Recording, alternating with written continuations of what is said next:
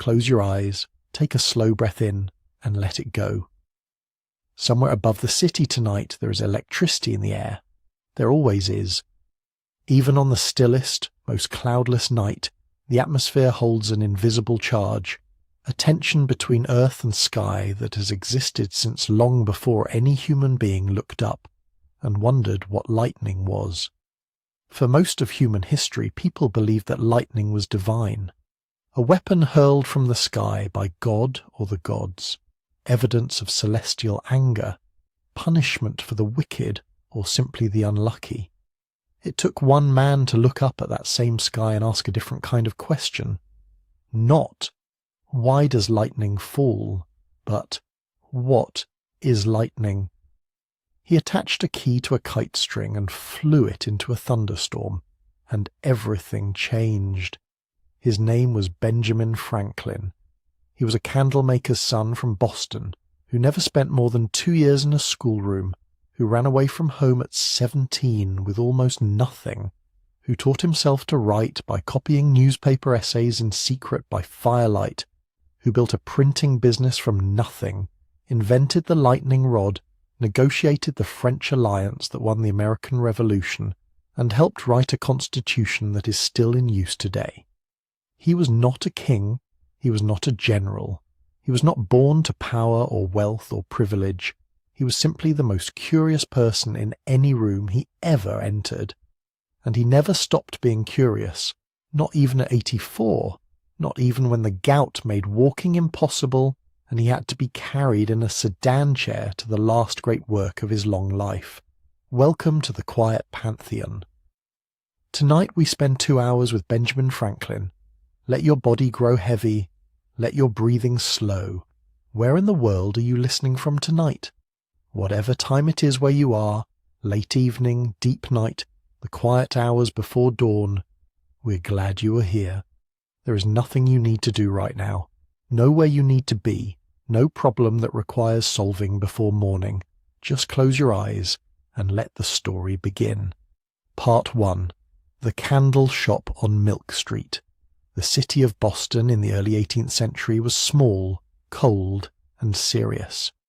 It was a Puritan city, built on the conviction that life was a moral examination, that work was a form of worship, that idleness was a sin of the first order, and that pleasure was something to be regarded with the deepest suspicion. The streets were narrow and unpaved, thick with mud in spring and frozen iron in winter. The harbour smelled of fish and salt, and the particular industry of a port city that was always either sending things away or receiving them. The winters were fierce and long, the summers were brief and brilliant. The springs came late and left early, as though they too understood that the moral climate of the place did not encourage lingering. Into this world, on the 17th of January in the year 1706, Josiah Franklin's 15th child was born. 15 children. Josiah Franklin was a maker of soap and candles, a tradesman, respected in his Puritan community, known among his neighbours for his common sense and his quiet religious seriousness. He had lost his first wife to the demands of colonial childbearing and was raising 10 children with his second, a woman named Abiah Folger, who had come from a family of considerable intelligence and remarkable endurance. The house on Milk Street was full in the way that only a house with 15 children can be full, not just in terms of bodies and noise, though both were considerable, but full of the accumulated weight of competing needs and competing personalities, of older children who had already found their way in the world, and younger ones still finding out who they were. Benjamin was the youngest son. In large families, the youngest child occupies a peculiar position, old enough to observe everything, young enough that nobody watches too carefully, young enough to be underestimated, young enough that the older siblings have already worn down certain parental expectations, leaving a kind of freedom that the first children never had. Benjamin Franklin understood this freedom early and used it well. He learned to read so young that no one in the family could precisely remember when it happened. He simply seemed, at some point, to know how. He read everything he could find, which was not a great deal. Books were expensive, the Franklins were not wealthy, and Boston in 1710 was not overflowing with lending libraries. He read the Bible repeatedly. He read Bunyan's Pilgrim's Progress until the pages softened with handling. He read anything that came into the house, broadsheets, pamphlets, the occasional borrowed volume. He read the way some children eat, quickly and then immediately looking for more. His father, watching this small boy with a restless and insatiable mind, had ambitions for him. Josiah Franklin wanted his cleverest child to become a minister, to devote that fine intelligence to God and to the service of the community. He sent Benjamin to the Boston Latin School at the age of 8. The results were immediate. Benjamin was top of his class in writing and reading within weeks. He was promoted after a single year. His teachers were impressed. His father was proud. The path seemed clear, and then the money ran out. A minister's education was expensive. Several years at the Latin School, then Harvard, then years more of theological study. Josiah Franklin, with 15 children and a candle shop, simply could not sustain it. Benjamin was pulled from school at the age of 10 and brought home to work. He was set to dipping wicks and pouring tallow and doing the 1,000 small repetitive tasks that a candle shop required. He was, quietly and persistently, miserable. Not dramatically so. Benjamin Franklin was not a dramatic child. He didn't weep or rage against a situation. He simply went about his work with a particular quality of inward absence that very intelligent children develop when the outer world has nothing adequate to offer them. After his duties were done, he would walk to the harbour and sit watching the ships and think about elsewhere. The harbour was Boston's window on the world. Ships came in from London and the West Indies and the ports of Europe, bringing with them not just goods but newspapers and books and rumours of the larger life that existed beyond the narrow, cold streets of the Puritan city. Benjamin watched the ships and wondered. His father noticed. Josiah Franklin was a practical man. He understood that a miserable son was a problem that needed a practical solution.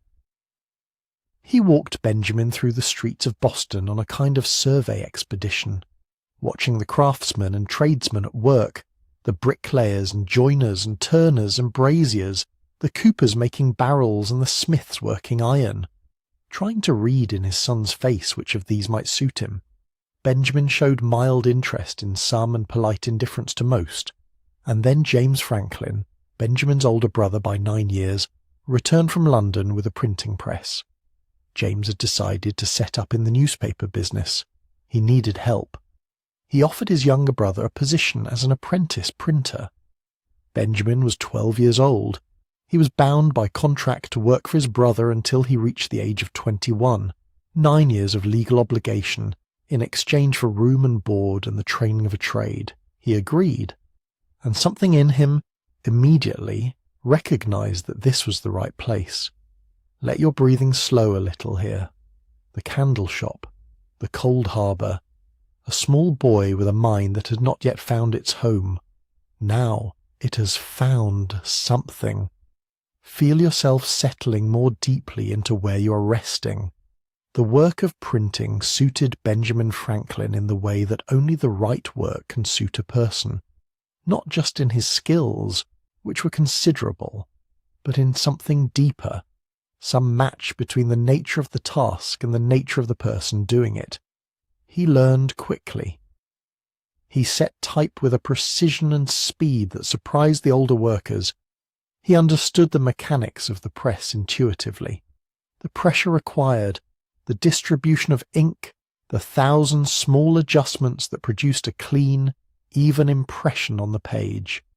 He was not just competent, he was genuinely interested. But what really happened in James's print shop was something else entirely. James was publishing a newspaper called the New England Courant. It was not the only newspaper in Boston. There were others, older and more established. But James Franklin had ambitions for the Courant to be something different, wittier, more satirical, more willing to poke at the pretensions of the powerful. Occasionally, local writers contributed pieces. Benjamin read every one of them. He read them the way a craftsman looks at the work of another craftsman, not just for content, but for method. Why did this piece work? Why did that one fall flat? What was the difference between a sentence that made the reader lean forward and one that made them drift away? He began to want to write himself. He was 14 years old. He had not been in a schoolroom for 4 years. He had no teacher, no mentor in this, no model for how a person in his position became a writer. There was simply the desire, and there was the work. And so he devised a method. He took newspaper columns and essays that he admired, pieces he had read carefully, pieces where the sentences seemed to move with a particular precision and ease, and he copied them out longhand. He studied the structure of the arguments, the arrangement of the paragraphs, the way ideas were introduced and developed and resolved. He thought about the choices the writer had made. Then he put the original away. He waited several days until the exact wording had faded from his memory. Then he tried to reconstruct the piece entirely in his own words, to make the same argument, reach the same conclusion, but through his own sentences. Then he compared the two versions. He did this for months, alone, by whatever light he could manage in the evenings after his day's work was done. Slowly, he began to develop an understanding of the machinery of written language that most people never acquire, even with years of formal education. He was not just learning to write, he was learning to think. Part 2. Mrs. Silence, de Goode, and the Runaway. In the spring of 1722, a letter appeared in the New England Courant. It was signed by a fictional widow named Silence de Goode. She described herself as a minister's wife living in the countryside, interested in the affairs of the world, with opinions about them that she had been too long kept from expressing. The letter was witty. It was sharply observed. It had a quality of voice, a persona, a character, that made it immediately more interesting than most of what appeared in colonial newspapers. James Franklin and the other men who gathered at the Courant to discuss submissions were impressed. They debated who the mysterious Mrs. de Goode might be. She was clearly educated, clearly observant, clearly someone with access to good books and a quick mind. The author was 16 years old, pushing letters under the print shop door in the night. Mrs. Silence de Goode appeared 14 times in the Courant. She wrote about Harvard education and found it wanting. Too much money spent on Greek and Latin for young men who would never use either, she said, and not enough spent on practical wisdom. She wrote about women's fashions and the absurdity of fashionable suffering. She wrote about the hypocrisy of the pious who prayed publicly and sinned privately. She quoted Milton and Addison and made the quotations feel like her own discoveries. She was, in other words, recognizably Benjamin Franklin, but filtered through a voice that allowed him to say things he could not quite say as himself. When he finally revealed to his brother that he was Mrs. de Goode, James was furious. The fury was complicated. There was the fury of having been deceived, which was understandable. There was the particular fury of an older sibling discovering that the younger one they had condescended to has surpassed them in the thing they care about most. And there was perhaps the more complicated fury of a man who understood suddenly that his 14-year-old apprentice was more talented than he was. James began to make Benjamin's life difficult. He was within his legal rights as a master to discipline his apprentice, and he exercised those rights freely. He criticized Benjamin's work when it did not deserve criticism. He found fault where there was none. He used the small daily powers of a master over an apprentice in the way that people sometimes do when they are threatened, not dramatically but persistently, in ways that leave no single incident worth objecting to, but that accumulate into a kind of steady, grinding misery. Benjamin endured it for as long as he could. And then, one September night in 1723, at the age of 17, he told a friend that he needed passage on a boat. He said he had got a girl pregnant and needed to leave quickly before her family came looking for him. It was not true. He simply could not think of a more convincing reason to need to leave in a hurry. He got on the boat. No word to his family, no permission from his brother, whose legal property he still was for another 4 years. No plan beyond the simple, urgent fact of leaving. He arrived in Philadelphia on a Sunday morning, stiff and hungry and salt-crusted from the sea. He had almost no money, a few coins, barely enough for breakfast. He knew no one in the city. He was a runaway apprentice in a strange place, which was, in the legal understanding of the time, something not far from a criminal. He bought 3 large puffy rolls from a baker, all he could afford, and walked up Market Street eating them, one under each arm and one in his mouth, looking at the city around him. A girl standing in a doorway watched him walk past. She thought he looked quite ridiculous. Her name was Deborah Reed. She would later become his wife. Philadelphia in 1723 was already something that Boston was not. It was open, various, tolerant. The Quakers who had founded it had built, intentionally, a city that did not require conformity to a single religious vision, and that openness had attracted people of many kinds, German craftsmen, Swedish farmers, English merchants, Irish labourers, who brought with them their different ideas and their different ways of being. The streets were wider than Boston's. The buildings were more varied. There was a quality to the light coming off the Delaware River that seemed different, less cold, more generous, more inclined to let things grow.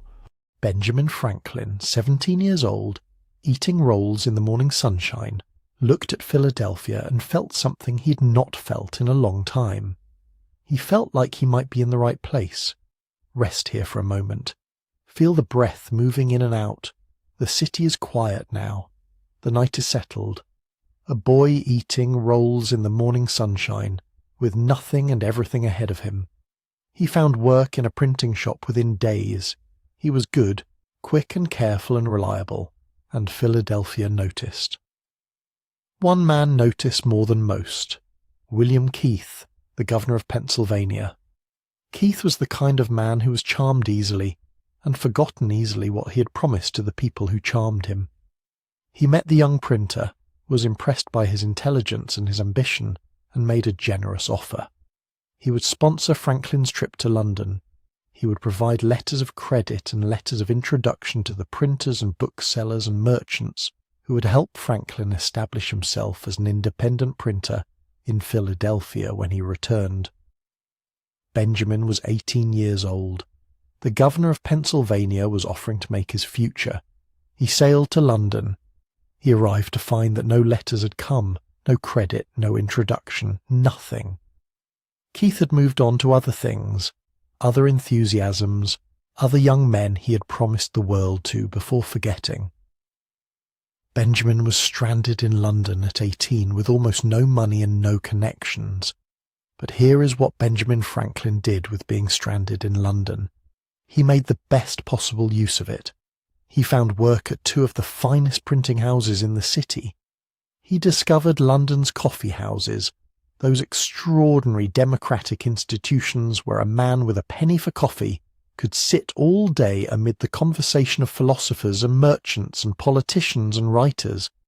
He swam in the Thames for exercise, which Londoners found eccentric and alarming.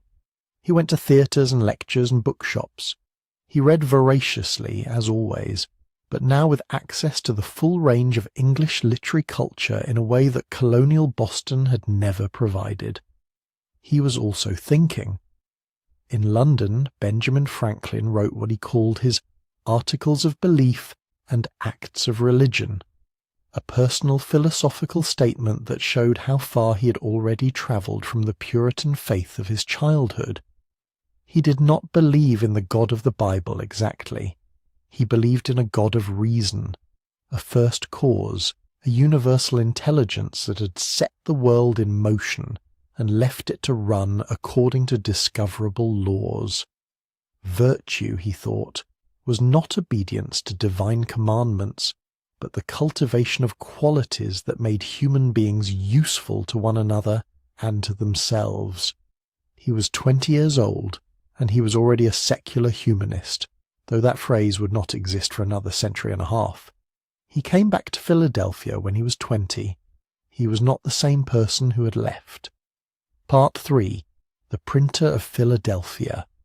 The decade between Franklin's return to Philadelphia and the famous Kite experiment was the decade in which he became, quietly and methodically, one of the most useful citizens in the history of American cities. He opened his own printing shop in 1728, with a partner at the age of 22. The business grew quickly. He was good at the work, as he was good at most things he turned his attention to. But more than that, he understood something that many talented craftsmen never quite grasp, that being good at your work is only part of what makes a business succeed. He showed up reliably. He dressed neatly. He was seen carrying paper through the streets at 5 a.m, establishing a reputation for industry and sobriety that preceded him into every conversation. He understood that reputation was a form of capital, that trust was something built slowly and spent quickly, and that the best advertisement for a printing business was the quality of the work and the reliability of the man who did it. In 1729, he took over the Pennsylvania Gazette. The paper had been failing under its previous owner. Under Franklin, it became one of the most successful newspapers in the colonies, well written, well printed, full of the kind of lively, curious, sometimes satirical journalism that Franklin had been developing since his teenage years as Mrs. Silence Dogood. He understood newspapers. He understood at a time when most printers thought of newspapers as primarily a way to sell advertisements, that the thing people actually wanted from a newspaper was not information exactly. They had limited ways to verify information in any case, but a sense of engagement with the world. He sensed that the things happening around them were interesting, that the people making decisions in London and Philadelphia and Boston and the courts of Europe were human beings whose stories could be understood and sometimes laughed at. He gave them that. In 1733, he launched Poor Richard's Almanac. He would publish it every year for 25 years. Almanacs were a staple of colonial life. They provided weather predictions, calendars, astronomical information, and the various practical data that rural and urban households needed to organize their year.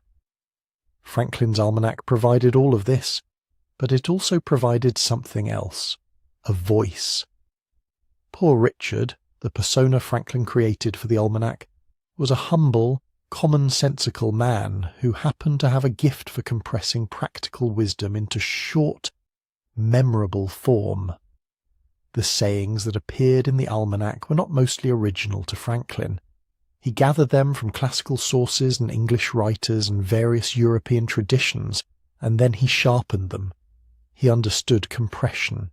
He understood that a sentence that could be remembered was worth 100 that could not. Early to bed and early to rise makes a man healthy, wealthy, and wise. An ounce of prevention is worth a pound of cure. A penny saved is a penny earned. God helps those who help themselves. These phrases entered the American bloodstream in ways that are still visible today. They shaped a certain idea of what virtue looked like: practical, self-reliant, forward-looking, unromantic about human nature, but optimistic about human capacity. The idea that a person could, by diligence and thrift and good judgment, improve their circumstances, this was not a new idea, but Franklin gave it a voice that ordinary people could hear and remember. In 1730, he formalized his relationship with Deborah Red. The circumstances were complicated. Deborah had married someone else in Franklin's absence, a man named Rogers who had turned out to be already married to someone in England and had subsequently disappeared, leaving Deborah in the impossible legal position of a woman married to a bigamist who had vanished. A formal remarriage was legally precarious. They made instead what was called a common law marriage, a mutual commitment recognized by the community, if not by the courts. They would be together in one sense or another for the next 44 years. Deborah Franklin was not famous. She's not on any currency. She left no published writings, no diplomatic correspondence, no scientific papers. She was the woman who kept the house on Market Street running while her husband conducted experiments and attended to the affairs of the world, first the affairs of Philadelphia, then the affairs of Pennsylvania, then the affairs of the colonies, then the affairs of the Atlantic world. She managed the printing shop in his absences. She ran the household. She raised their children. She sent him reports from home during the years he spent in London and Paris. Careful, affectionate reports from a woman who never travelled far and who could feel, in the distance between his letters and hers, the expanding gap between the life he was living and the one she was. She died in December 1774 while he was in London. He did not make it home in time. He didn't write much about this. There is something in that silence worth noticing.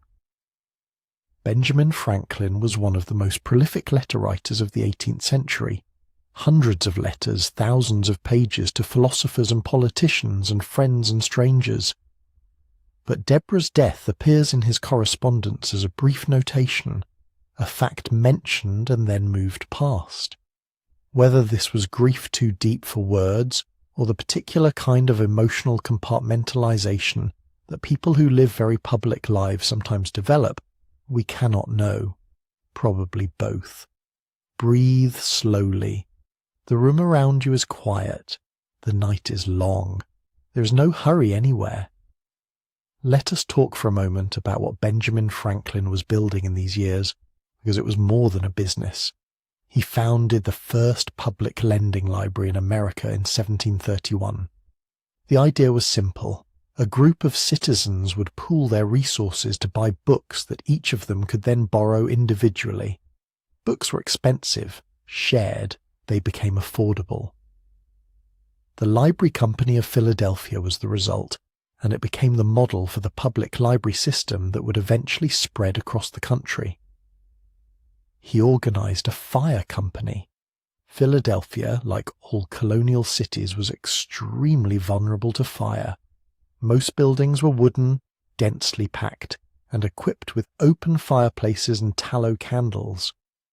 Franklin organized the Union Fire Company in 1736, a volunteer organization that would fight fires across the whole city, not just in the neighborhoods of its members. He proposed a city hospital.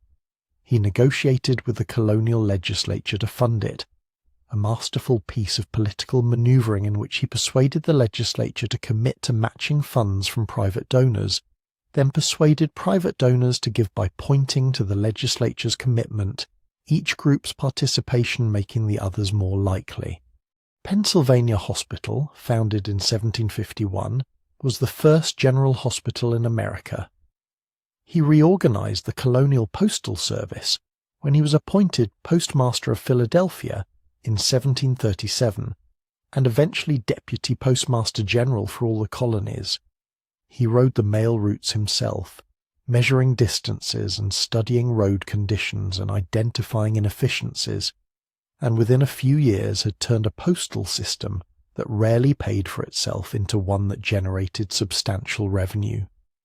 He designed a more efficient heating stove, what became known as the Pennsylvania fireplace, later called the Franklin stove, that heated rooms more effectively while using less wood than conventional fireplaces. He refused to patent it, saying that since we benefit so greatly from the inventions of others, we should be glad to share our own improvements freely. He helped found what became the University of Pennsylvania.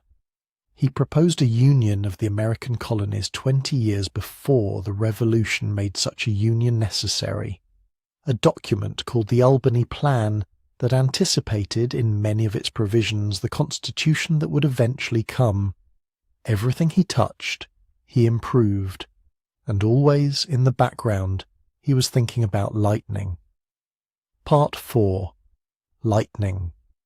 The question of what lightning was had occupied human beings for as long as human beings had existed. Most had assumed it was divine, a weapon or a sign, something that belonged to the realm of the sacred rather than the natural. The idea that it might be subject to natural laws, that it might be the same kind of thing as the static sparks generated by rubbing glass rods or silk cloth. This was radical, and it came to Benjamin Franklin gradually, through years of careful experiment and careful thought. Electricity was, in the 1740s, a fashionable scientific curiosity. Leyden jars could store electrical charge and release it dramatically. Glass globes rubbed with cloth-generated sparks. Electrical demonstrations were performed at parties and lectures across Europe, to the delight of audiences who found the whole thing mysterious and entertaining. Franklin became interested in 1743 when he attended a lecture in Boston by a Scottish lecturer named Archibald Spencer. Spencer's demonstrations were theatrical rather than scientific, but something in them caught Franklin's attention, something about the behaviour of the sparks, the way the charge moved and accumulated and discharged. He began to experiment seriously. He bought a Leyden jar and a glass tube for generating static charge. He conducted experiments in his house on Market Street, with his friends and neighbours as assistants. He tried things that no one had tried before, not because he had a specific theory to test, but because he was curious about what would happen. He noticed that pointed metal objects seemed to attract and discharge electrical charge more readily than blunt ones. He noticed that the charge seemed to move between objects in a way that resembled the way water moves, flowing from places of high concentration to places of low concentration. He developed the vocabulary that we still use today: positive and negative charge, battery, conductor, charge and discharge. He wrote his observations in letters to a Fellow of the Royal Society in London named Peter Collinson. Collinson shared the letters with other scientists. They were eventually published as a pamphlet, and they caused a sensation because Franklin, reasoning from his experiments, had proposed something that no one had proposed before. Lightning, he suggested, was electrical. The sparks generated by his glass tubes were small-scale versions of the same phenomenon. The behaviour of lightning, striking pointed objects, travelling down metal rods, appearing to move from sky to earth, was consistent with the behaviour of electrical charge moving from a region of high concentration to a region of low concentration. If this was true, the implications were immediate and practical.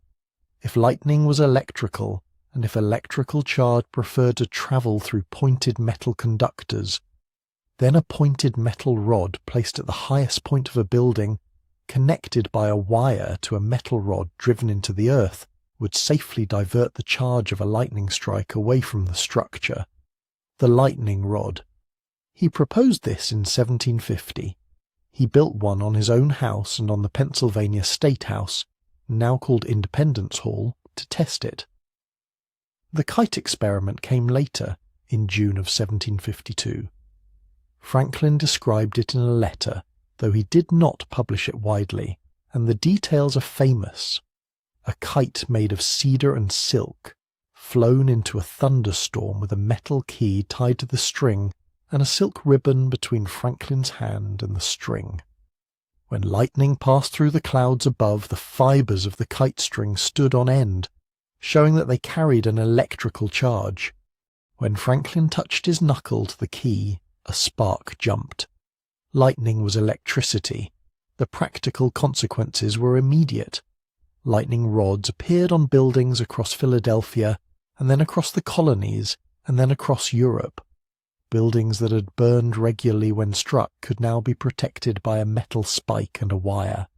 Churches, barns, ships, houses, all became safer. The theoretical consequences were even larger. To say that lightning was electricity was to say that the most dramatic and terrifying phenomenon in nature, the thing that had seemed most clearly divine, most obviously beyond human understanding, was subject to the same laws as a glass rod rubbed with a silk cloth. It was to say that nature had no exemptions, that everything, even the things that had always seemed miraculous, obeyed discoverable rules. This was not just a scientific discovery, it was a philosophical one. The Royal Society of London elected Franklin a Fellow. Universities in Scotland and Oxford gave him honorary degrees. Across Europe his name became a byword for the power of reason applied to nature. A candlemaker's son from Boston, self-taught, no university, no formal training in science, one of the most celebrated scientists in the Western world. Let that settle for a moment. The room is quiet. Your breathing is slow and even. The night sky outside, wherever you are, holds its invisible charge. It always has. Now someone knows what it is. Part 5. The Long Road to Politics. Benjamin Franklin did not want to go into politics. This is a fact worth dwelling on, because the version of Franklin that most people carry in their minds, the founding father, the statesman, the sage with the spectacles and the knowing smile on the $100 bill, tends to obscure the man he actually was for most of his life. For most of his life he wanted to be a scientist and a philosopher. He wanted to read his books and conduct his experiments and think about the nature of things and write letters to other curious people about what he had discovered. He wanted to live in Philadelphia and tend his garden and play his harmonica, a beautiful instrument he invented in 1761, made of spinning glass bowls of different sizes, played with wet fingertips, producing a sound that contemporaries described as unlike anything else they had ever heard. He had a full life. He had enough. But history did not ask what he wanted. The colonies in the 1750s were changing. The relationship between Britain and its American territories was becoming more complicated, more contested, more freighted with the kind of unresolved tensions that tend, eventually, to resolve themselves in dramatic ways. The question at the heart of it was not new, but it was becoming more urgent. Who governed the colonies? In theory, the answer was Parliament and the Crown. In practice, the colonies had been largely self-governing for generations, making their own laws, running their own affairs, paying taxes they had imposed on themselves for purposes they had chosen. Now, Parliament was beginning to insist on its theoretical authority in practical ways. Taxation was being imposed without colonial consultation. Trade was being regulated in ways that benefited English merchants at colonial expense. The sense of grievance was building, slowly and then quickly, like a storm system gathering over the ocean. Franklin was the most famous man in Pennsylvania. It was not possible for him to remain uninvolved. He was elected to the Pennsylvania Assembly in 1751. He became its clerk, and then one of its most active members. He was appointed Philadelphia's postmaster.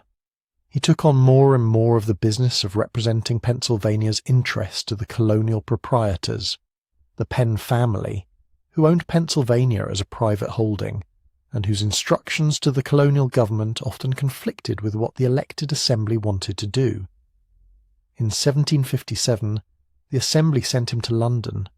They wanted him to negotiate on their behalf with the Penns. They expected him to be gone a year, perhaps 2. He stayed for 5. London in the late 1750s was still, to most educated Americans, the centre of the world. It was where the best conversations happened, where the most interesting people gathered, where the institutions of the Enlightenment, the Royal Society, the learned journals, the coffee houses and private clubs and dinner parties, had their most concentrated expression. Franklin thrived. He was already famous in London when he arrived.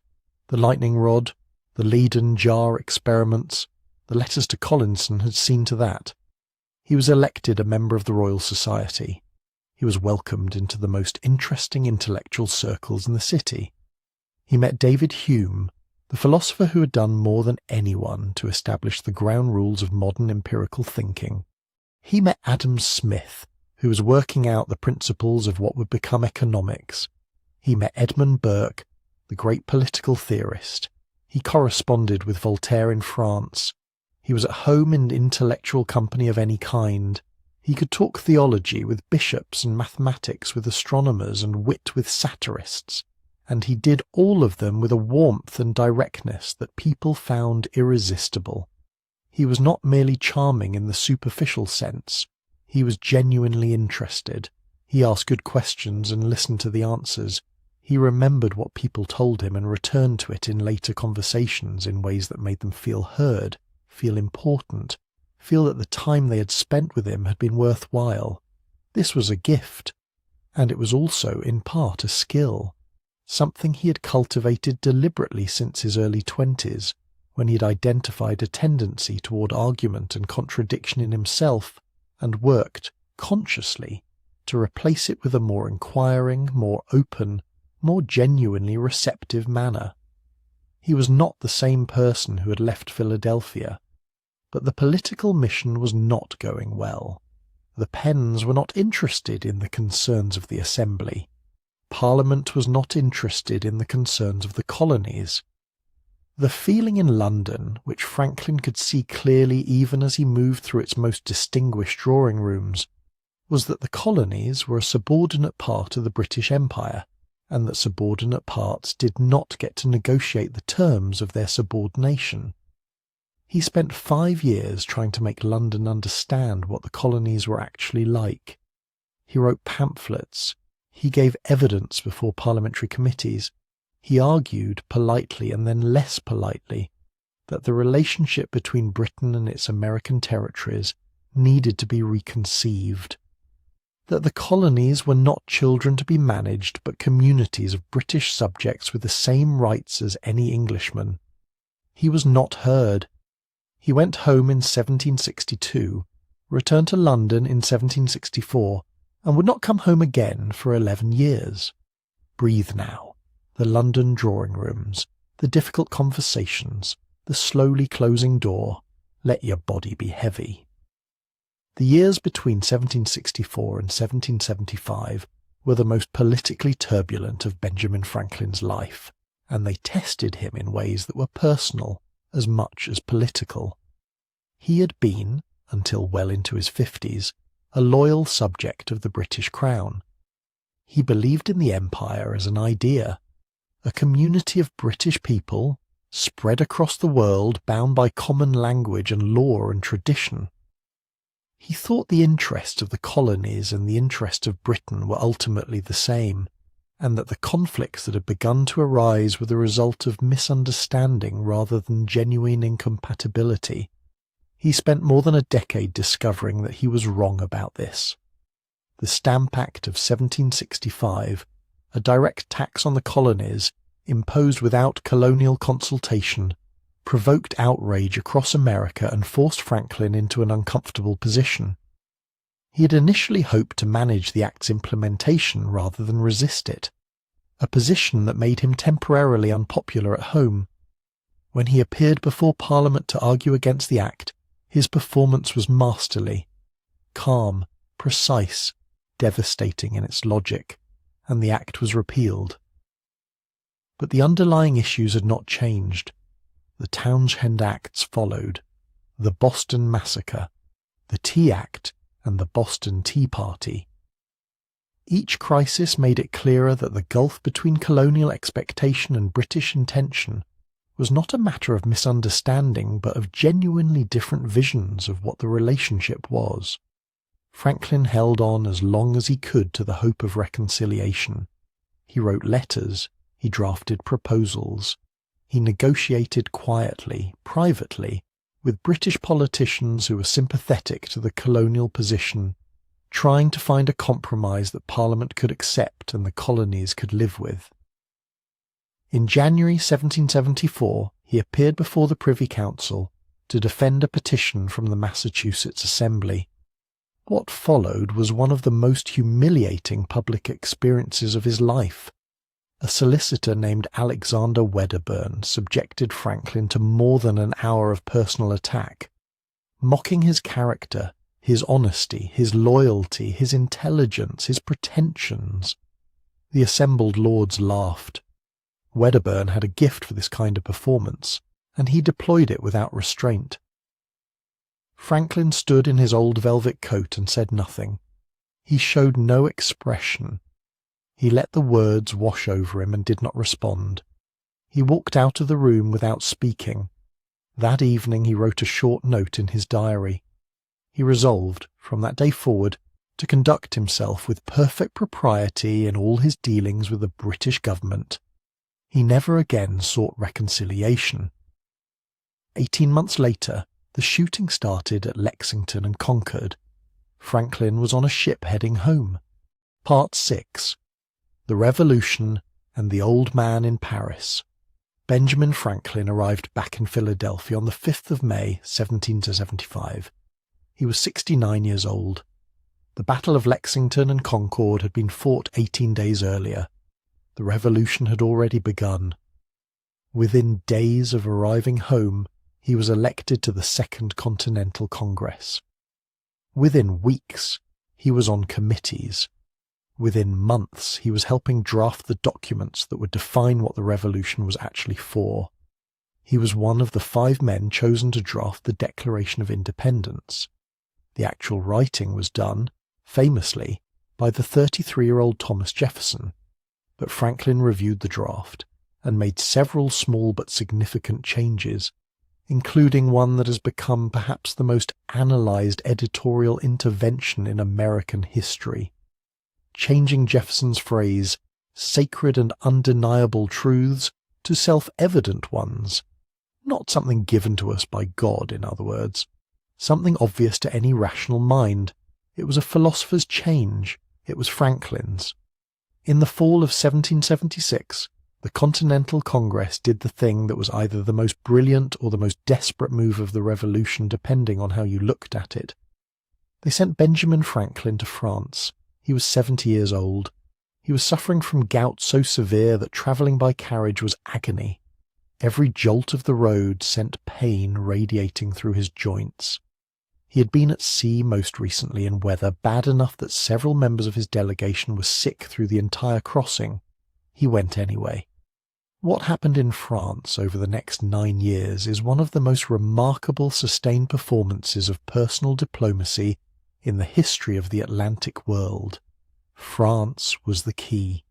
France was the most powerful nation in continental Europe, and it hated Britain with the focused historical passion of a country that had spent the previous century losing to it. If the Americans could secure French support, ships, soldiers, money, military supplies, formal alliance, the balance of the war would shift decisively. Without France, the revolution might well fail. With France, it had a real chance. This was Franklin's task, to persuade the most sophisticated court in Europe that a ragtag colonial rebellion was worth betting on. He did not go to Versailles in a powdered wig. He did not adopt the formal manners of the French court. He went as himself, in plain dark clothing, with a simple fur cap instead of a wig, with his comfortable, direct, slightly rumpled American manner, and France adored him for it. The French Enlightenment had spent decades theorizing about the natural goodness of human beings uncorrupted by civilization's artificialities. Here was that theoretical ideal made flesh, a natural man, a philosopher, a scientist, a democrat, a man who had risen from nothing by his own qualities alone, who wore a fur cap and talked to everyone as an equal, and had proved that lightning was electricity and helped found a republic. They put his face on medallions and snuff boxes and porcelain. Prints of him hung in shops across Paris. Women wore his likeness in their hair. When he attended the theatre, the audience turned from the stage to look at him. When he walked through the streets of Passy, the village just outside Paris where he had established his residence, people stopped to watch. He was, without quite trying to be, the first modern celebrity intellectual. He used this fame with great precision. He cultivated relationships with every figure at court who might be useful. Ministers, courtiers, military men, the women who ran the salons where French intellectual life happened. He was charming in those salons, wickedly funny when occasion allowed, serious and thoughtful when it was called for.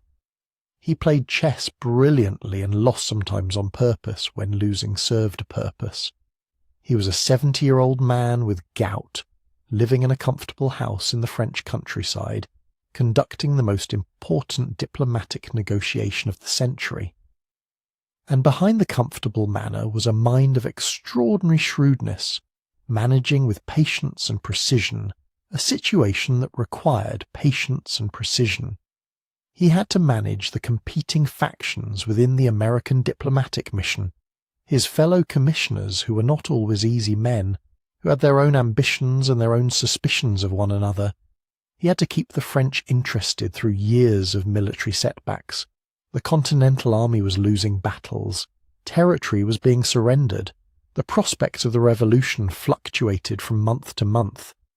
He had to manage British spies who had infiltrated his household, and do so in a way that gave them misleading information without their knowing they were being misled. He did all of this while writing letters home to his daughter and his friends, and the various scientific correspondence he maintained across Europe, while pursuing his scientific interests, while working on several inventions, while playing chess every evening with Madame Briand, the musical young woman who was one of his dearest French friends, while writing witty bagatelles, small pieces of philosophical humour that he printed on the small press he kept at Passy. In 1778, France entered the war. The alliance Franklin had spent 2 years cultivating became formal. French ships and French soldiers and French money began to flow toward the American cause. At Yorktown in 1781, a British army surrendered to combined American and French forces. The revolution had not quite won yet, but the question of whether it would win was effectively settled. The peace treaty was signed in Paris in 1783. Benjamin Franklin was one of the American negotiators. He was 77 years old. Softer now. The room is very quiet. Your breathing has settled into its own rhythm, slow and even. Let the story continue to wash over you.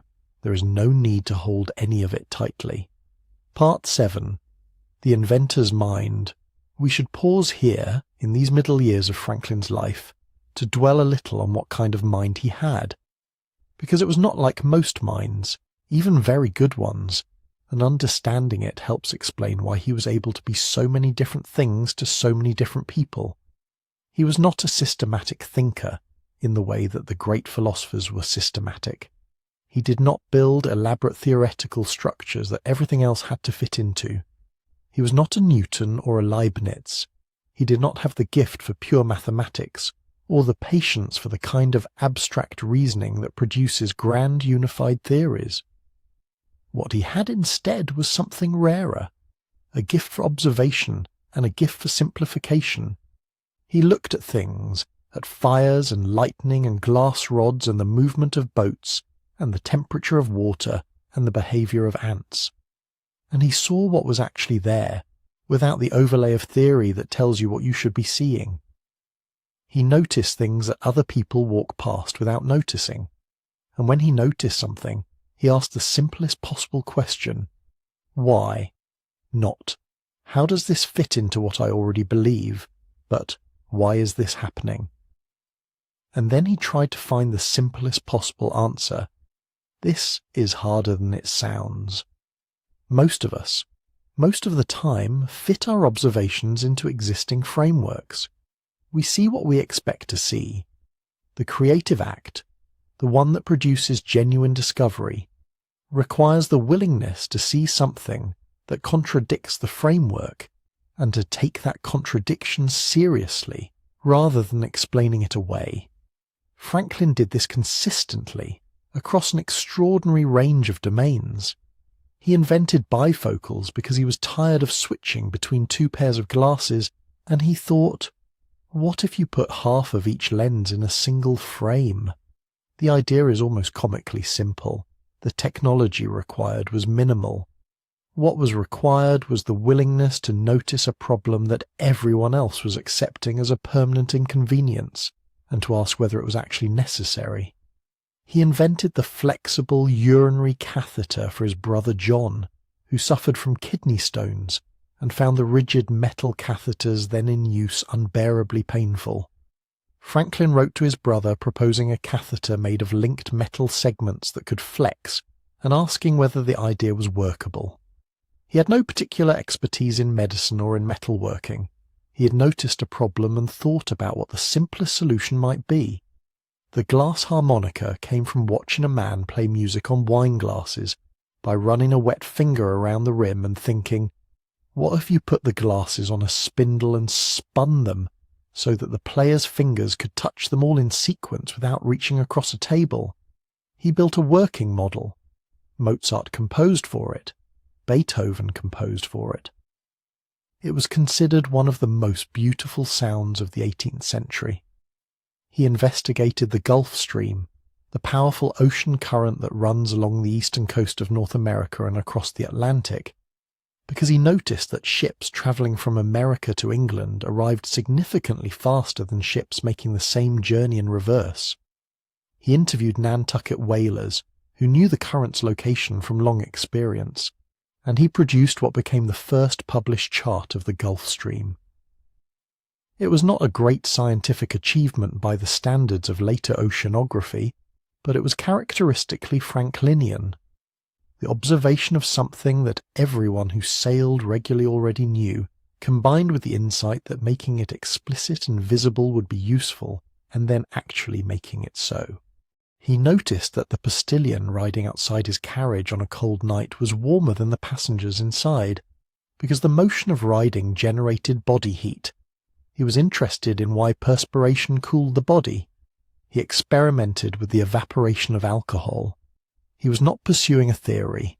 He was following his curiosity, and his curiosity, followed faithfully for 84 years, produced results in almost every direction it turned. Part 8. Coming Home. Benjamin Franklin came home to Philadelphia in September 1785. He was 79 years old. The gout was severe and unrelenting. He'd been away, with one brief interruption, for nearly 20 years. He had missed the deaths of people he loved, including Deborah, including friends and colleagues who had been part of his world for decades. The city met him with cannon fire and church bells and crowds. He made his way through the celebration to his house on Market Street. His daughter Sally was there, with her husband Richard Batch and their children, 6 of them by now, growing up in the house where their grandfather had once conducted his electrical experiments. The house had been expanded in his absence, according to his detailed instructions sent in letters from France. New rooms, a proper library, a printing press, a garden. He sat in his garden. He wrote that he was home and that he thought he would be happy here. He was 79 years old, and he had 2 years of productive work left in him. In 1787, Pennsylvania elected him a delegate to the Constitutional Convention. He was the oldest member, 10 years older than the next oldest, 8 years older than George Washington, 46 years older than the youngest. He was carried to the sessions in a sedan chair because walking was too painful. He occasionally dozed in the summer heat of the State House, but he was present. The convention met to address a crisis. The Articles of Confederation, the loose agreement among the states that had governed the Republic since independence, were not working. The central government had no power to tax, no power to regulate commerce, no power to enforce anything. The states were beginning to go their own ways. The Republic was in danger of dissolving before it had properly begun. What the convention produced, after 4 months of argument and negotiation, was the Constitution of the United States. Franklin did not design it. The intellectual architecture came primarily from James Madison. The compromises were hammered out by dozens of men over dozens of sweltering summer days. Franklin's contribution was not theoretical but practical. He was the statesman in the room, the one whose presence and approval lent weight to the proceedings, the one who could be counted on to find the language that eased tensions when they threatened to become irresolvable. And on the last day, when the document was complete and the delegates were preparing to sign it, Franklin gave the most important speech of his long career. He could not stand to deliver it. It was read aloud by James Wilson while Franklin sat beside him. He said that he had lived long enough to learn that human beings were rarely as certain as they felt themselves to be. He had changed his mind about many things in 81 years, and he expected, if he lived longer, to change it about more. He did not agree with every provision of the Constitution, but he had learned to doubt his own infallibility, and he asked every other member of the convention to do the same. This Constitution, he said, was not perfect. No document produced by human beings could be. But it was remarkable that these particular human beings, with all their different interests and different opinions and different visions of what the Republic should be, had managed to produce something as good as this. He thought there was no other convention in the world that could have done as well, and he urged every member of the convention to sign it, not because they agreed with everything in it, but because the act of signing together, of presenting this document to the world as a shared achievement, was the only thing that gave it a chance of succeeding. Most of them did. Franklin was one of only 6 men who had signed both the Declaration of Independence and the Constitution.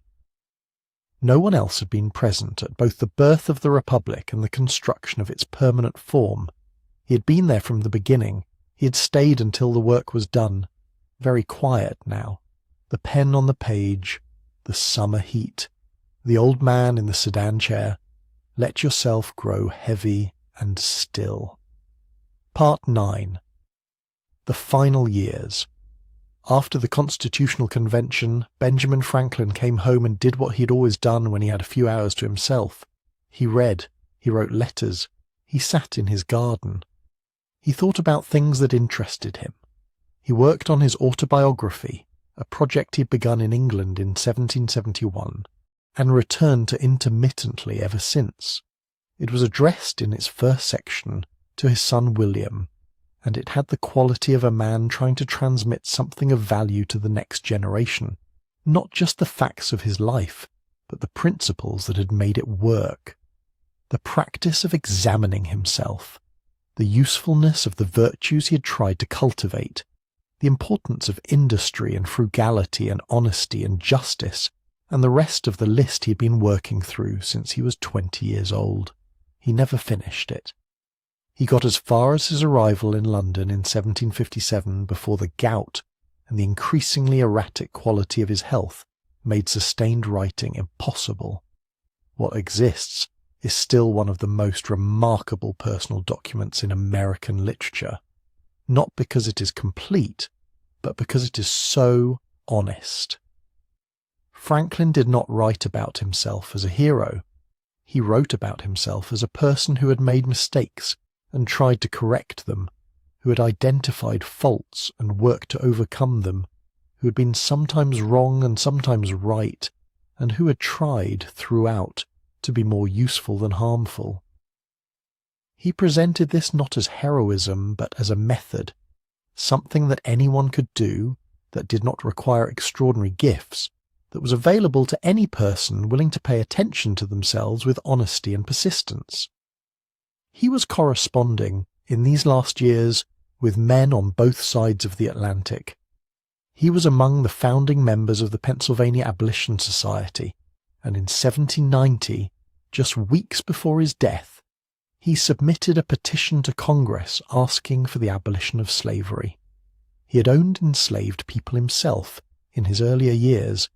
two, it appears, whose names were Peter and King, and had given them up gradually, and had come to see slavery as the fundamental contradiction of the republic he had helped build.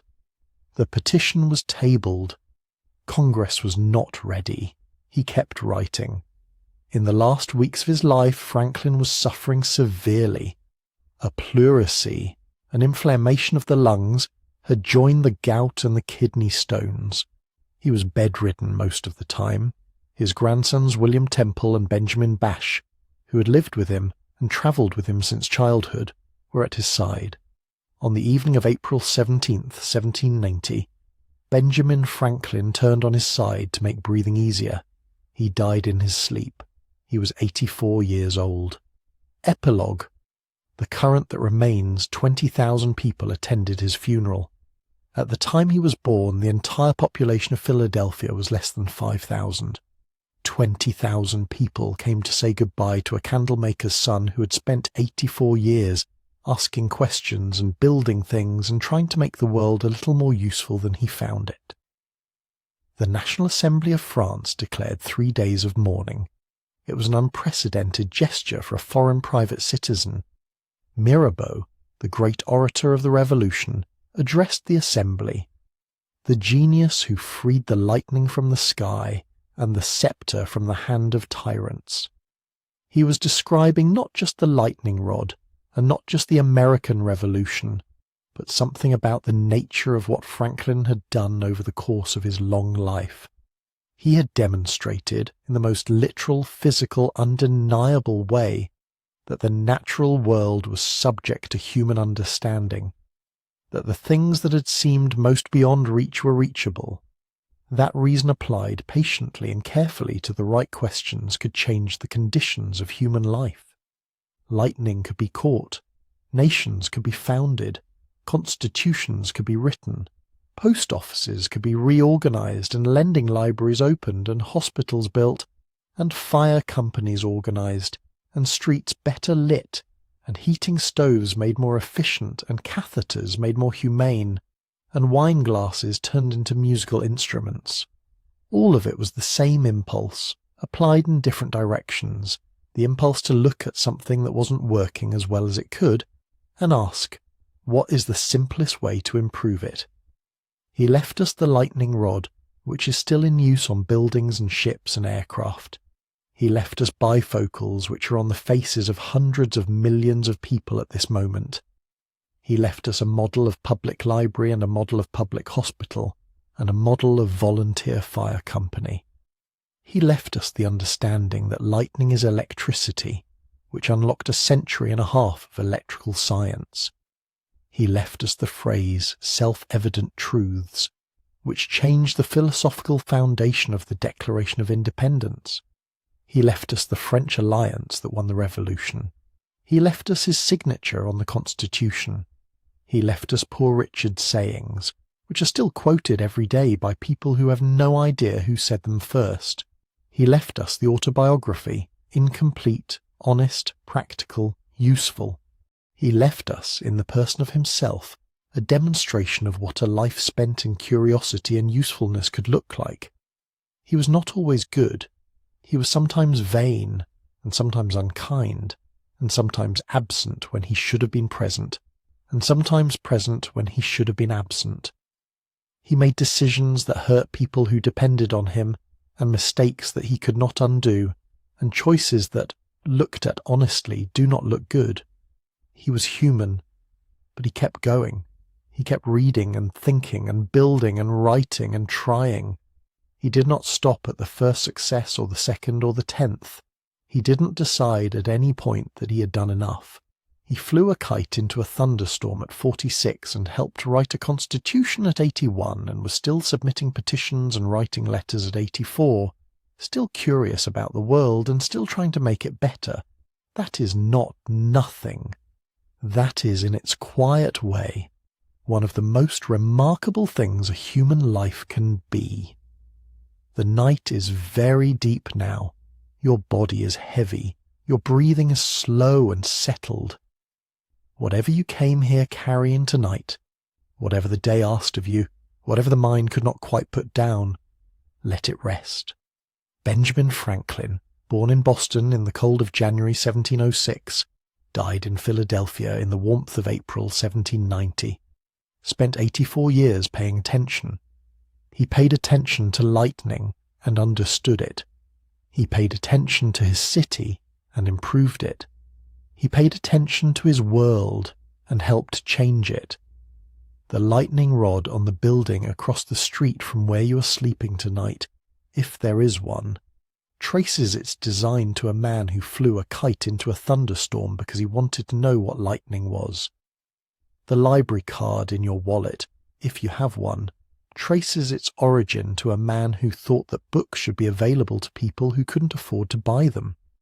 The document that governs the country where you live, if it is the United States, carries at the bottom the signature of a candlemaker's son who never spent more than 2 years in a schoolroom. That is the current that remains, moving quietly, invisibly, through everything. Sleep well tonight. The quiet Pantheon is always open, and tomorrow another great soul of history will be here in the quiet dark, waiting to be remembered. Good night. Eindeskript, 18.847 woorden, geschatte looptide, 2:25 minuten tot 2:40 minuten op Christopher Stem, snelheid 0.88. Extended.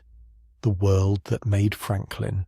To understand Benjamin Franklin fully, you have to understand the world he was born into, because the gap between that world and the one he helped create is one of the largest gaps any single life has ever bridged. In 1706, when Benjamin was born in Boston, the idea that a candlemaker's son could become a Fellow of the Royal Society, a celebrated scientist, a diplomat who charmed kings and parliaments, a founder of a republic. This idea would have seemed not ambitious but delusional, not because such things never happened, but because the structures of the world were arranged specifically to prevent them from happening. Power was inherited, education was purchased, access to the instruments of influence, the coffee houses, the learned societies, the dinner tables where decisions were made, required credentials that required money that required birth. Franklin had none of this. What he had instead was something that the 18th century was just beginning to name and celebrate, what the philosophie in France called raison, what the Scottish thinkers called common sense, what the English tradition called plain dealing. The idea that a mind unclouded by false education and false tradition could see things more clearly than one trained in the conventional forms. Franklin embodied this idea so completely that he became its symbol. He had taught himself to write by copying newspaper essays at night, by firelight, in a print shop. He had taught himself science by buying a Leyden jar and a glass tube and spending his evenings trying things that no one had told him to try.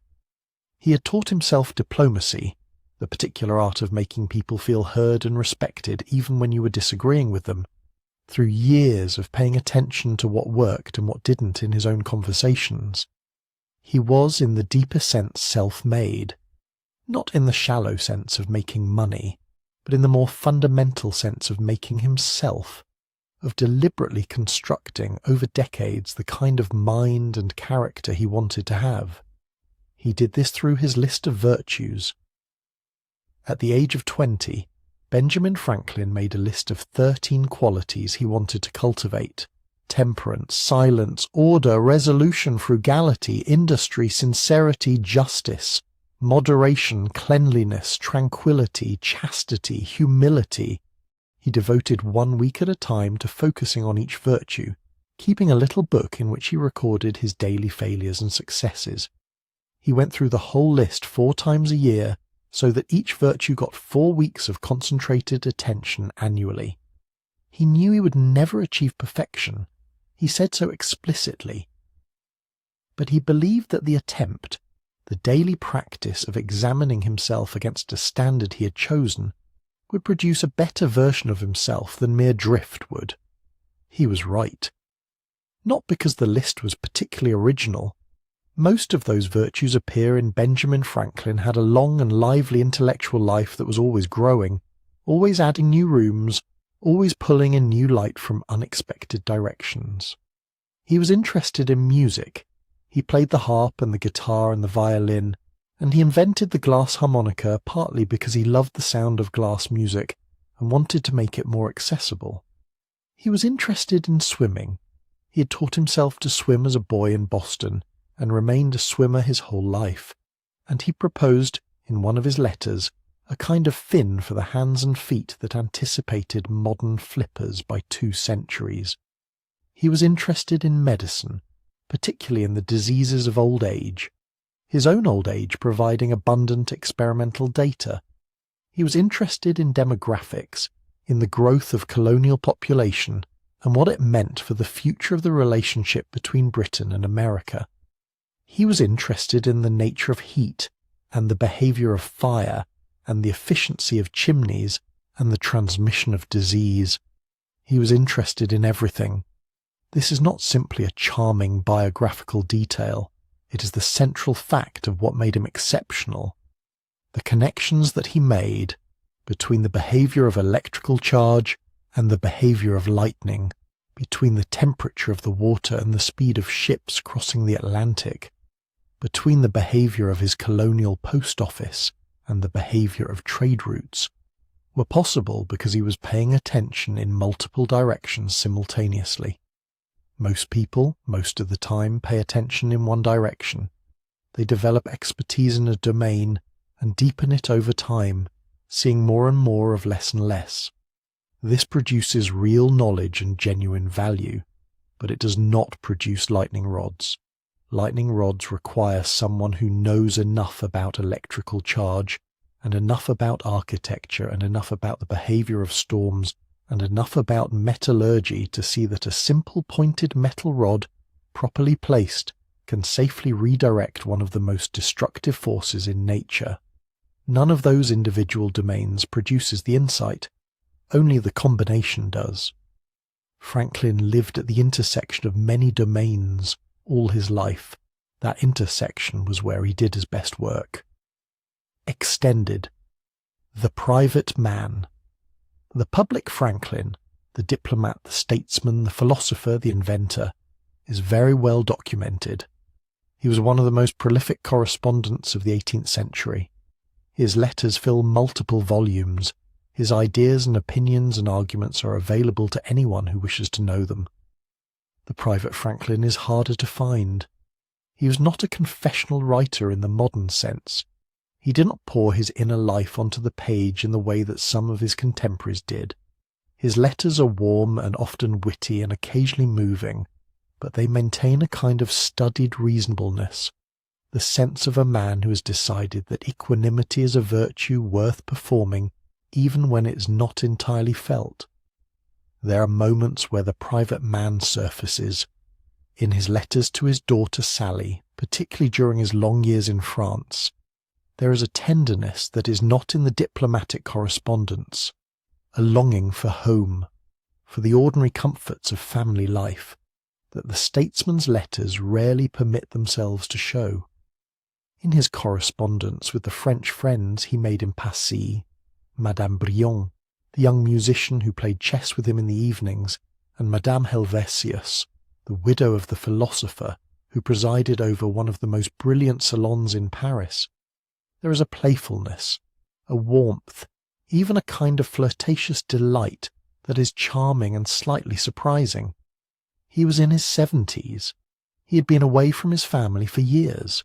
These women offered him something: company, laughter, intellectual engagement, the particular pleasure of being genuinely liked, that he needed.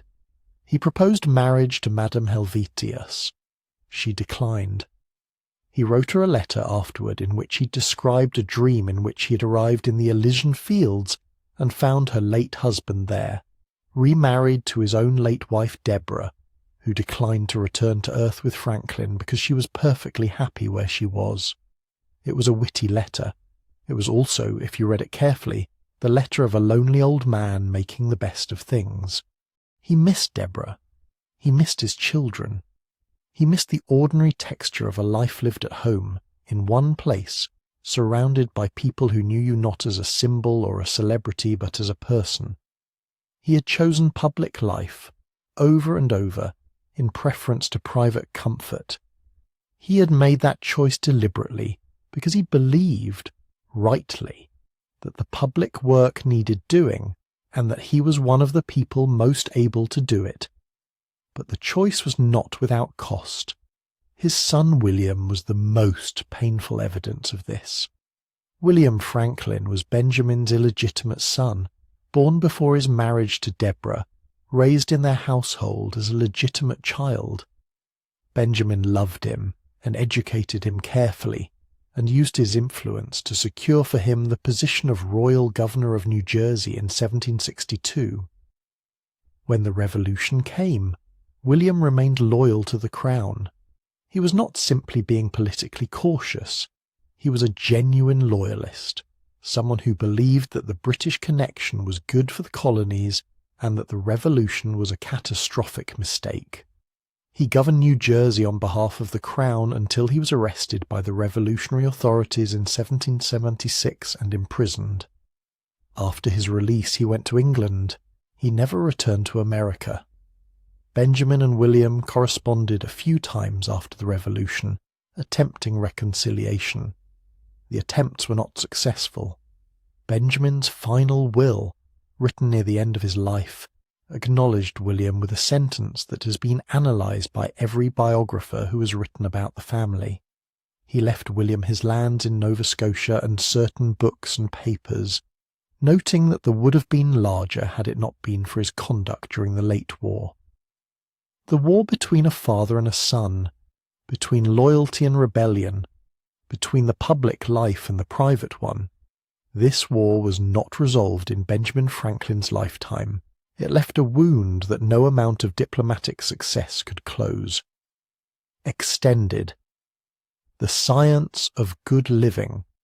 One of the things that distinguishes Benjamin Franklin from many of the other great figures of his era is how much he thought about the practicalities of everyday life, not just the grand theoretical questions of philosophy and science, but the specific, unglamorous details of how ordinary people lived and how those details might be improved. He was interested in nutrition.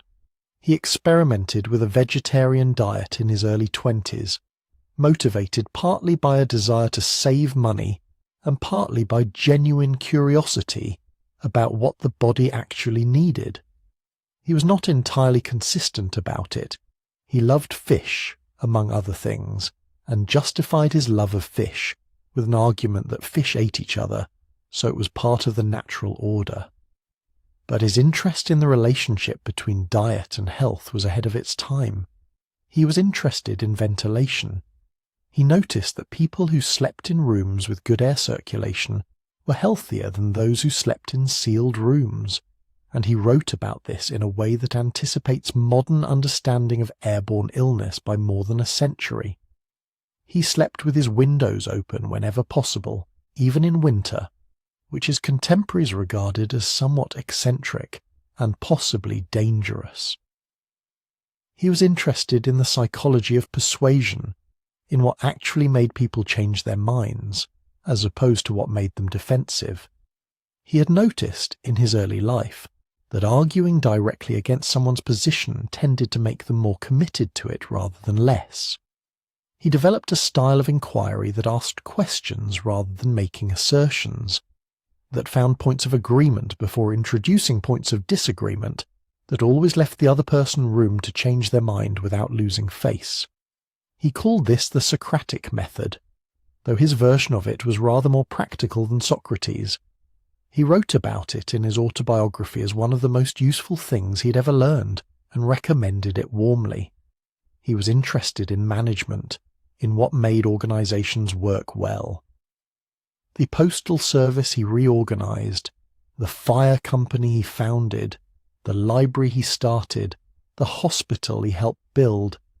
Each of these required not just good ideas but the ability to recruit people to the work, keep them motivated, resolve conflicts, set clear goals, measure progress. Franklin was good at all of this, and he thought about it carefully. He designed the organizational structure of his printing business so that journeymen printers could eventually become partners, sharing in the profits of shops they helped to run. He understood that people worked harder and more reliably when they had a genuine stake in the outcome. He was, in this as in other things, ahead of his time. And perhaps most characteristically, he thought carefully about time itself, about how it was used and how it was wasted. The famous aphorism that time is money is his from the pages of Poor Richard, and it has been both celebrated and criticised in the centuries since he wrote it. It has been used to justify a kind of grim, instrumental view of human life, in which every minute not producing value is a minute wasted.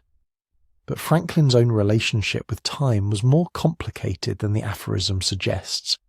He wasted time constantly, and with great pleasure. He played chess for hours. He sat in coffee-house conversations that went nowhere in particular.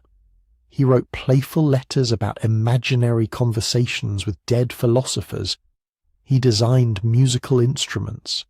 He lay in bed with the windows open and thought about the behaviour of currents.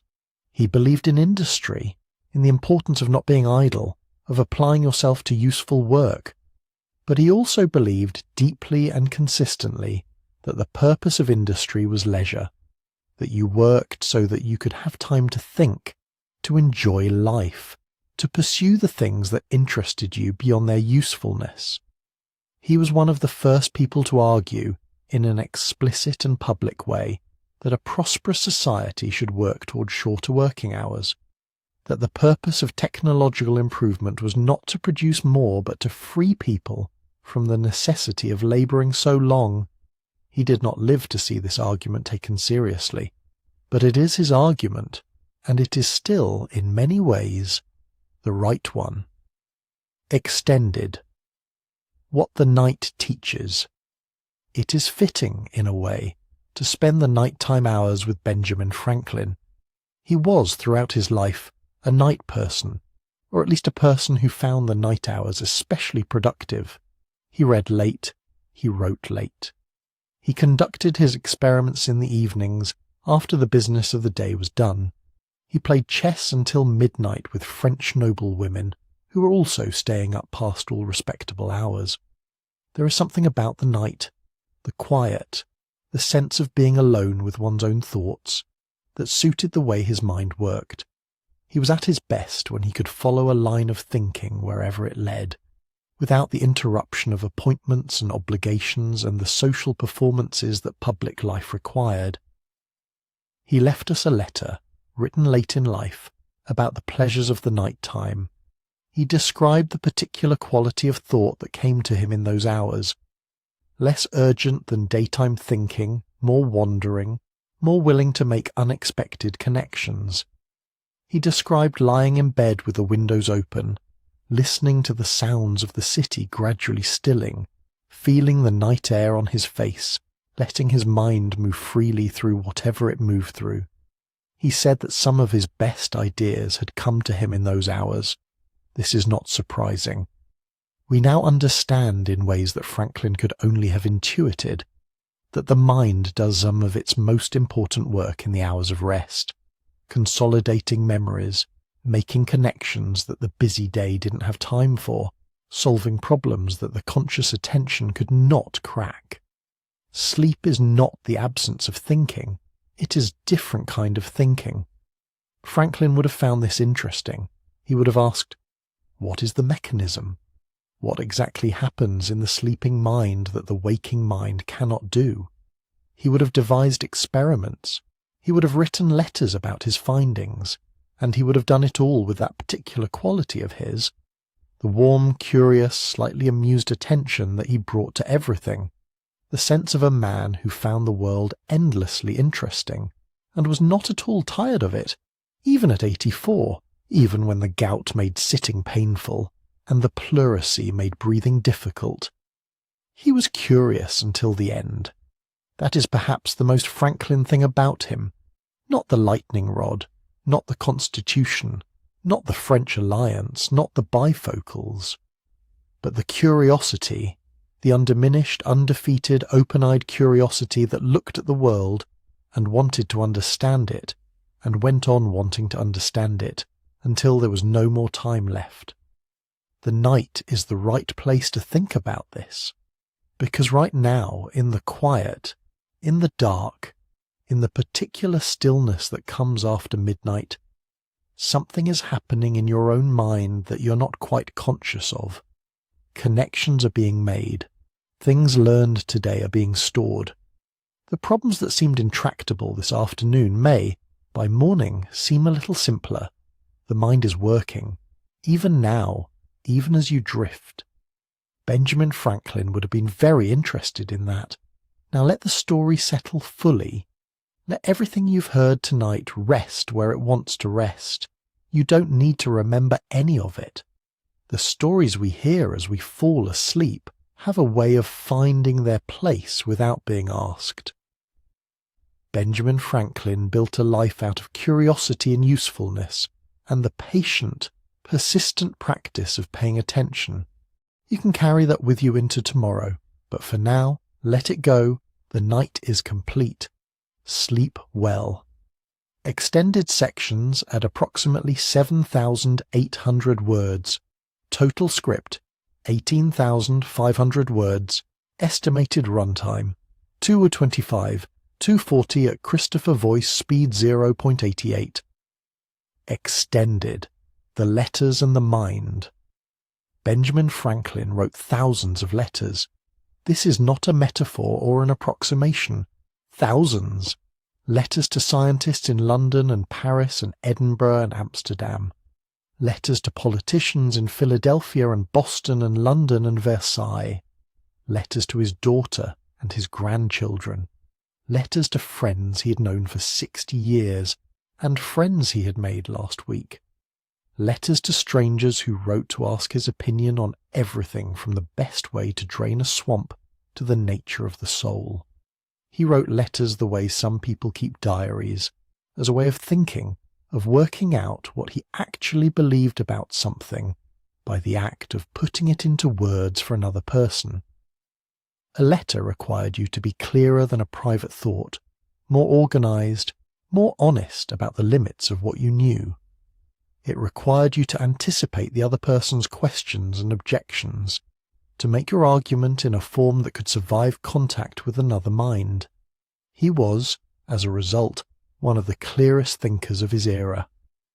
The letters also reveal a Franklin that the public reputation tends to obscure, a man of genuine warmth, of real friendship, of long loyalty to the people he loved. He kept up correspondence with friends he'd made as a young printer in Philadelphia for 50 years. He remembered birthdays and anniversaries and the particular concerns of people he'd not seen in decades. He asked after children and grandchildren and the health of aged parents and the progress of businesses that he had nothing to do with but that he had followed for years because they belonged to people he cared about. He was interested in people, not in the superficial charming at parties way of a natural extrovert, but in the sustained, particular way of someone who finds individual human beings genuinely fascinating. He wanted to know what you thought about things. He wanted to know what had happened to you since he last heard. He wanted to know what you were working on and what was giving you trouble and whether the approach you had tried had worked. This quality made him a remarkable correspondent. It also made him unusually persuasive, because people who felt genuinely known by him wanted to help him. The science letters are particularly interesting to read today, because they show a mind at work in real time, not presenting finished conclusions, but feeling its way toward them, making mistakes and noting them, revising, testing, refining. There is a letter to Peter Collinson in 1747 in which Franklin describes an experiment he has done and the conclusion he has drawn from it, and then a letter 3 weeks later in which he describes doing the experiment again, with a small variation, and discovering that his first conclusion was wrong, and working out in the letter itself what the right conclusion might be. This is what science actually looks like. Not the triumphant announcement of discoveries, but the long, unglamorous process of being wrong and noticing that you are wrong and figuring out why and trying again. Franklin was comfortable with this process in a way that many people, even very intelligent people, are not. He did not find being wrong embarrassing. He found it interesting. Wrong was information. Wrong pointed toward something. He carried this attitude into his political and diplomatic work as well. He changed his mind about things, about the possibility of reconciliation with Britain, about the best form for the colonial government, about slavery, about the rights of women, and he changed it in response to evidence and argument rather than simply holding his original positions against all comers. This made him harder to argue with than his easy manner might suggest.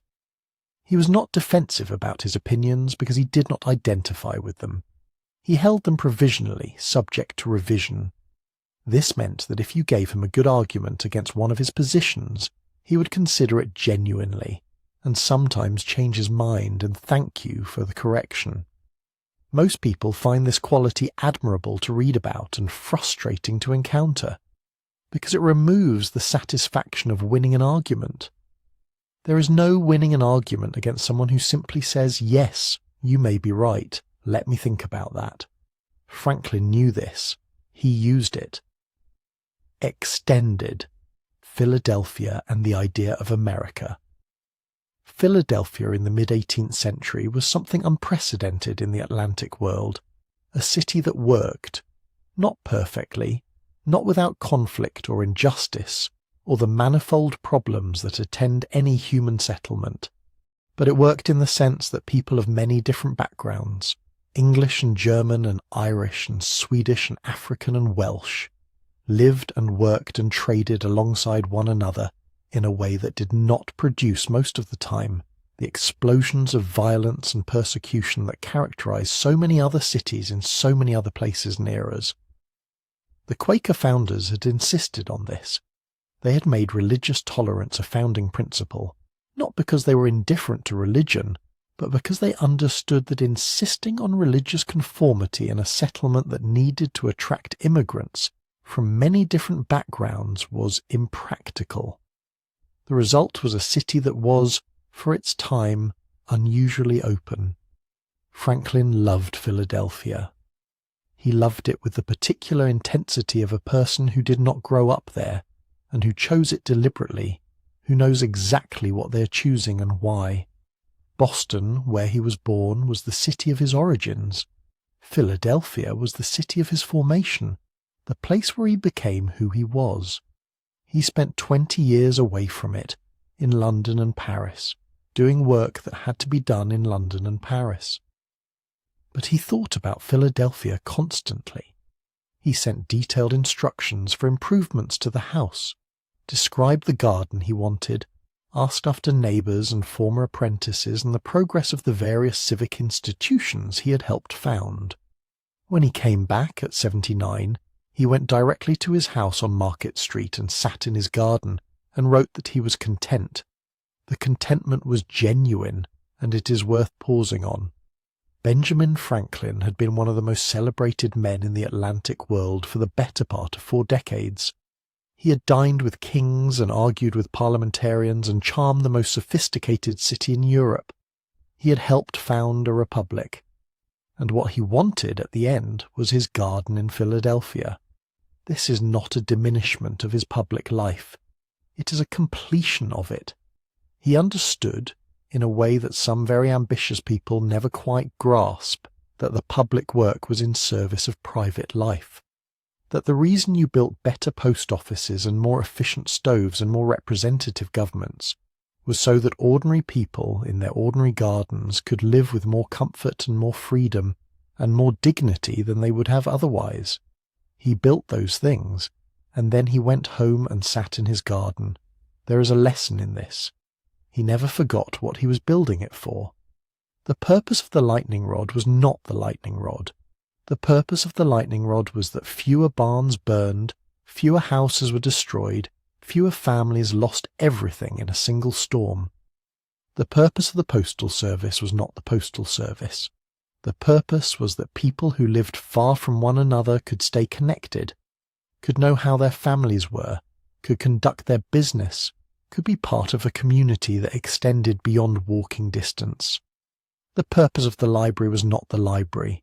The purpose was that a boy like the boy Benjamin had been, curious, poor, with a mind that needed more than his circumstances could easily provide, would have somewhere to go. The purpose of the Constitution was not the Constitution. The purpose was that people could live in a society where their rights were protected and their government was accountable, and the work they did and the things they built and the children they raised could be theirs. He knew this.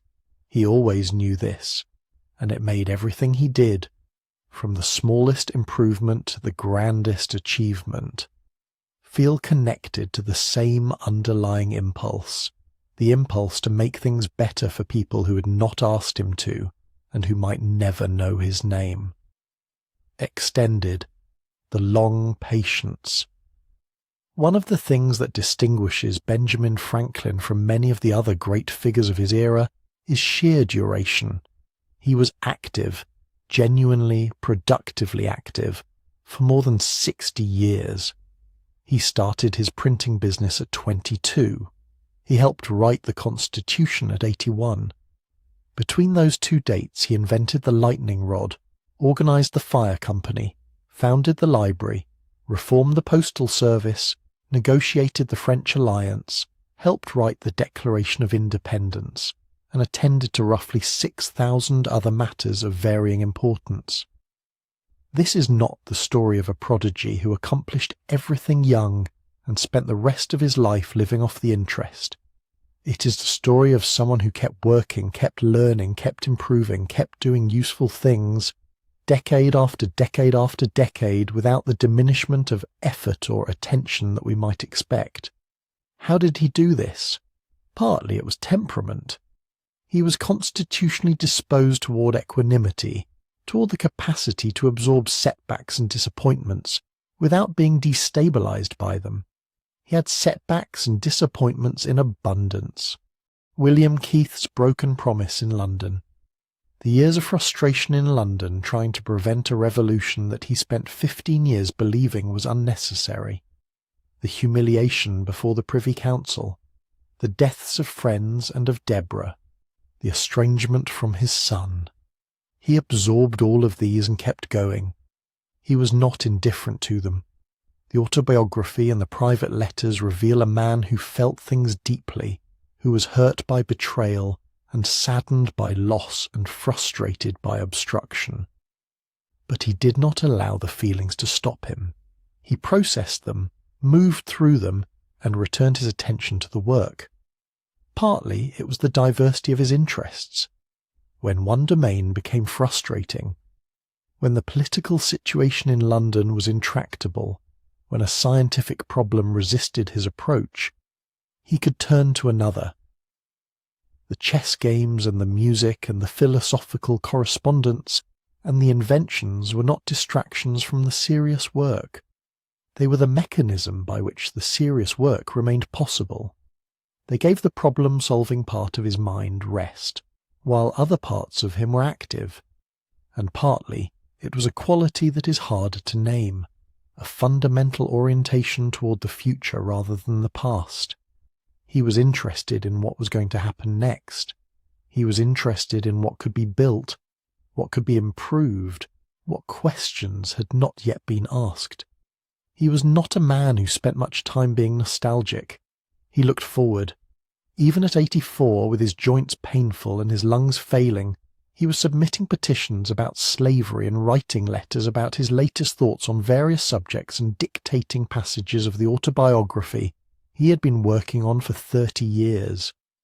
He was not waiting to die. He was still, right up until the end, trying to figure things out. Extended. The night before sleep. It is worth imagining for a moment what the nights were like for Benjamin Franklin in his different years. The nights in the print shop when he was 14 and 15 and 16, copying out newspaper essays by the light of whatever candle he could justify burning, comparing his versions to the originals, training the muscles of his prose. The exhaustion at the end of those days, the physical labour of the press, the close work of setting type, the mental effort of what he was teaching himself in the evenings, must have been considerable, and yet he kept at it. The nights in Philadelphia in his 20s and 30s, when the shop was doing well and the almanac was selling and the Gazette was becoming something, and he could sit at his desk in the evenings not from necessity but from choice, following whatever interested him, reading whatever had arrived in that week's mail, thinking about the problems that engaged him. The nights in London, in his 50s and 60s, when the political situation was becoming more and more desperate, and he was trying, with diminishing hope, to prevent what he could see coming. He wrote in those years that he slept badly. The worry would not let him rest. He would wake at 2 or 3 in the morning and lie in the dark, turning the problems over in his mind, looking for the angle he had missed, the argument he had not yet tried. The nights in Passy, in his 70s, when he had made peace with the fact that the war was happening and his job was to win it. Those nights had a different quality, busy, social, full of chess and music and dinner and conversation. The old man at the centre of a small court of admirers, holding court with a warmth and a wit that people were still writing about decades later. And the last nights, in his house on Market Street with the gout in his legs and the pleurisy in his chest and the windows open because he believed in the night air, dictating passages of the autobiography to his grandson when the strength was there and resting when it was not. He'd had a good life. He knew it. He said so. He had done the things he had wanted to do. He had been useful. He had stayed curious. He had kept going. The night before he died, he asked to be turned in the bed so that he could breathe more easily. He died in the night. He would have found that appropriate. Extended. What remains? In the spring of every year, somewhere in the United States, a bolt of lightning strikes a building. It travels down the lightning rod on the roof. It flows through the copper wire. It dissipates harmlessly in the earth. And the building stands. This happens thousands of times every year. It happens all over the world. It has been happening in one form or another since 1752, when Benjamin Franklin's first lightning rod was installed on the Pennsylvania State House. He did not witness this. He could not have known in 1752 how far his simple idea would travel, or how many buildings and ships and barns and lives it would eventually protect. He knew only that the principle was sound, that the experiment had worked, and that he had found the simplest solution to a problem that had been causing harm for as long as human beings had been building things. This is the shape of his legacy. Not the grand gesture, not the monument, not the face on the currency. Those are symbols, and symbols are fine, but they are not the thing itself. The thing itself is quiet. The thing itself is the building that didn't burn, the library that stayed open, the letter that arrived, the hospital that treated the patient, the republic that voted. These things happen without announcement. They happen in the background of ordinary life. The way the air circulates and the water runs and the lights come on when you press the switch. Benjamin Franklin is in that background, not as a ghost or a symbol or a name to invoke, just as the accumulated consequence of 84 years of paying attention and building things and asking questions and trying, consistently and patiently, to be useful. He would have preferred this to any monument. He said so. He wrote his own epitaph in his 20s, a young printer's joke about his body being like an old book, worn and outdated, but the work preserved in a new edition. The joke is good, but what the joke points toward is true. The work is preserved. It runs through everything. One last breath now. The house on Market Street. The garden in the spring. The old man with the windows open and the mind still moving. Let everything be quiet for a while. Let the night do its work. Benjamin Franklin paid attention for 84 years. You have listened tonight. That is enough. That is everything. Sleep well. The quiet Pantheon remains open, as it always has, in the dark before morning. And tomorrow, another life waits here, patient and quiet, ready to be remembered. Good night. Extended. The city, the science, and the self. There is one more thing worth saying about Benjamin Franklin before we let the night take over completely. He was a happy man. This sounds like a small thing, but it is not. The great figures of history are not, as a rule, especially happy. The weight of ambition, the friction of opposition, the loneliness that seems to accompany extraordinary gifts, these tend to produce lives that are interesting to read about, but not particularly comfortable to have lived. Franklin was an exception, not because his life was without difficulty. It was full of difficulty, as we have seen, not because he was without loss. He lost people he loved, failed at things he tried, was humiliated publicly and frustrated privately on more occasions than any man should have to bear. But underneath all of this, there was a kind of settled contentment, a fundamental orientation toward life that found it, on balance, more interesting and more pleasant than not. He wrote about this in the autobiography. He said that he had had a long and fortunate life, that he had accomplished more than he had any right to expect when he started, and that he was grateful. He meant it. The gratitude was not the conventional piety of a man performing modesty. It was the genuine gratitude of someone who had looked honestly at the gap between where he started and where he ended up, and found that gap astonishing. A candlemaker's son from Boston, one of the most celebrated men in the Western world. He understood that this was not entirely his own doing. He had been lucky, often. He had met the right people at the right moments. He had had the particular luck of living in an era when the questions he was best suited to ask were also the questions that the world most needed answered. He had been born in a place and a time where curiosity and industry and practical intelligence were more valued than birth and title.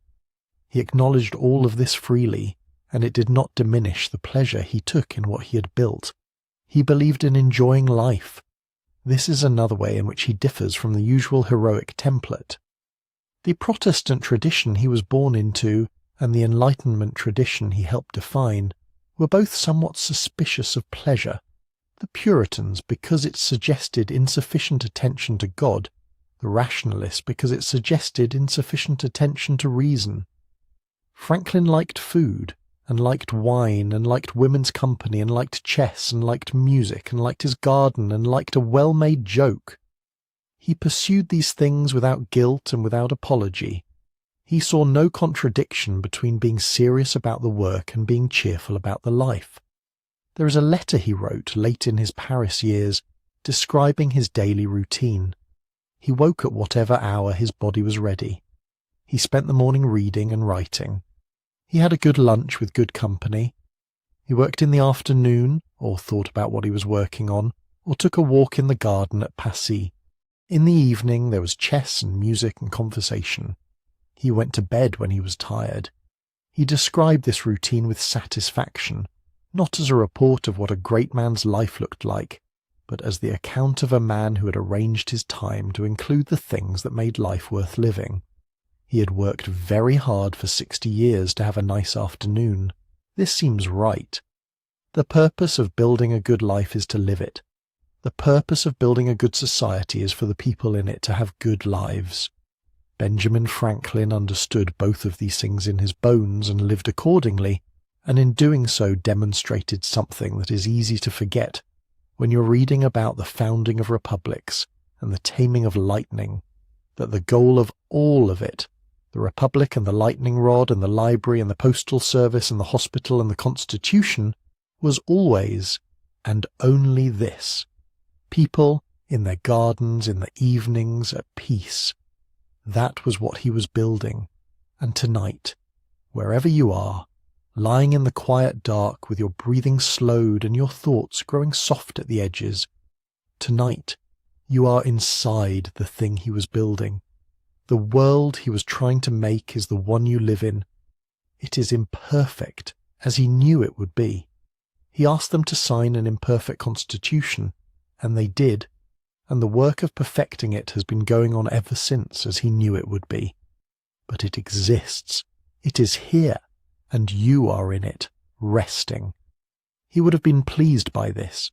He would have said, "That is exactly what it was for. Let the last of the words settle now. The printing shop on Milk Street, the kite in the storm, the chess games in Passy, the old man in the sedan chair being carried to the convention for the last time, the signature at the bottom of the Constitution, the garden in the spring. All of it is quiet now. All of it is still. You have spent 2 hours with one of the most remarkable human beings who ever lived. A man who paid attention all the way to the end, who stayed curious, who kept building, who never forgot what he was building it for. Now it is your turn to rest. The night will do the rest of the work. Let it. Sleep well. The quiet Pantheon is here. It is always here. And Benjamin Franklin, who flew a kite into a thunderstorm to see what lightning was, who organized fire companies and founded libraries and charmed France, and helped write a constitution, and came home to his garden and sat in the spring air and called himself content. Benjamin Franklin is part of it now, part of the quiet, part of the dark before morning, part of you. Good night.